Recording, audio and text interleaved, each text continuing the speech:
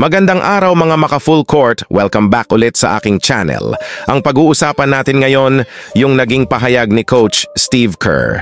At pag-uusapan na rin natin dito sa panibagong video, yung naging pahayag ni LeBron James at Rui Hachimura.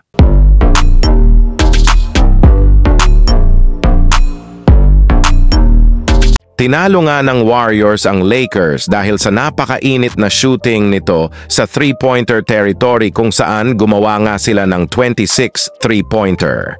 Na hindi mapigilan ng shooting sa labas tapos naghahabol pa kayo, talagang panghihinaan ka ng loob.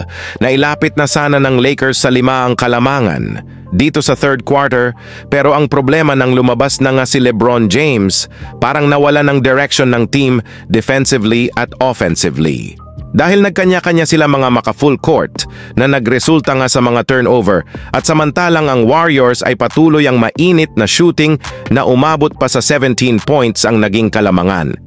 At sa tingin ko, eto talaga ang nagdesisyon sa outcome ng laro kahit na nagkaroon ng magandang run ng Lakers sa simula ng fourth quarter. Ayon kay Rui Hachimura, kulang daw sila sa energy, hindi gaya ng dati nilang laro mga maka-full court. Ayon naman kay LeBron James, alam nila na sila yung magaling na team kapag buo at kapag hindi ay hindi. Napakairap na talagang punan kapag may kulang na player, lalo na kapag ang nawawala ay ang katulad ni Anthony Davis. Imposible daw naman nila kung ano ang nabibigay ni Anthony Davis para sa team, defensively at offensively. Sa naging pahayag ni Draymond Green ay sinabi nga nito na talagang iba kapag naglalaro si Anthony Davis dahil kaya na tong i-cover ang anumang mga pagkakamali. At sinabi pa ni Steve Kerr na hindi niya daw maramdaman na naglalaro sila ng ganun kaganda bagamat kaya nilang ibaon ang mga binibitawang tres. Pumapasok daw ang bola pero hindi niya maramdaman na sila yung sharp that time. May mga posisyon daw na sila ay hindi nakalock-in at minsan disconnected pero pumapasok talaga ang bola. To shoot 63% from three-point area ay talaga daw nakakabaliw.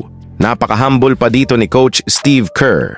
Mga maka-full court, isa lang ang ibig sabihin, malamya ang depensa ng Lakers sa three-point territory.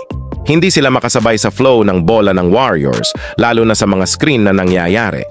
Malaking bagay din talaga ang pagkawala ni Anthony Davis dahil walang takot ang Warriors na mag-penetrate sa loob ng pinta, kaya nagiging malaking confusion para sa depensa ng Lakers.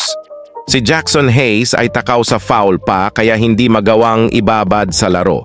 At kapag wala si Hayes, walang kapalit na sentro mga maka-full court. At nag-focus din sa small ball si Coach Darvin Ham at rear guard lineup.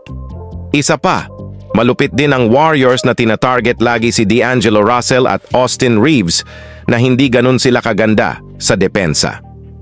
Kayo po, ano po ba ang masasabi nyo tungkol dito sa naging laban ng Lakers at Warriors? At yun lamang po mga ka-full court ang hatid kong balita ngayon. At kung nagustuhan nyo yung aking video, mag-subscribe na lang po kayo or like at para updated po kayo sa mga bagong kong video. If nagustuhan nyo yung video, kung may time po kayo mag-iwan na lang po ng comment sa video na ito.